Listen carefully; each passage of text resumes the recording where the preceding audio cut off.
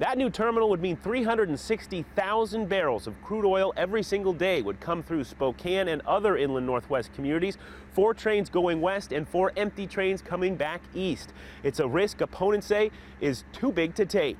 We think that this is not a good idea. A resounding no thank you from the majority of people at that public hearing. Before both sides went in to give testimony, those in opposition staged a rally in front of the building.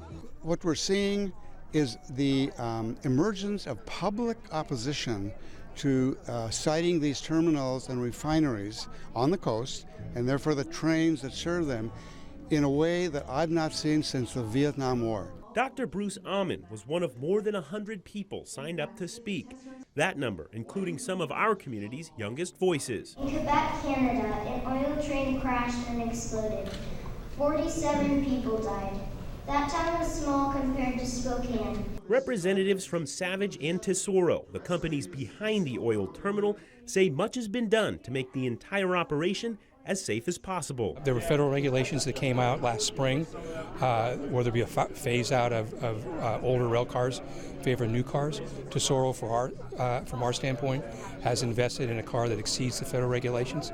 So the container is getting better. Dan Riley with Tesoro boasts that there are vast opportunities for job creation if this project is approved. During the construction phase, there'll be about 320 construction jobs. When the facility is built, there'll be about 176 permanent jobs. And then with the direct and induced jobs, we estimate there'll be about 1,000 jobs generated by that project once it's complete. But Spokane City Council President Ben Stuckard isn't sold. He says federal rules don't go far enough. Namely, that the Bakken oil from North Dakota doesn't have to be stabilized before it's transported. On top of that, he adds, in the event of a derailment downtown, Spokane would be split in half, with one important group of services on the south side. All the hospitals are on one side of our community, and the rail line split fire stations across our community. As we see an increase in traffic, we're going to have more delays for fire responders. It's an explosive material, the Bakken oil is. Governor Jay Inslee ultimately gets the final say in whether or not the oil terminal is built. This body, Washington's Energy Facility Site Evaluation Council, will make a recommendation to the governor, who must make a decision within 60 days. Reporting in Spokane Valley, Casey Lund, KXLY 4 News.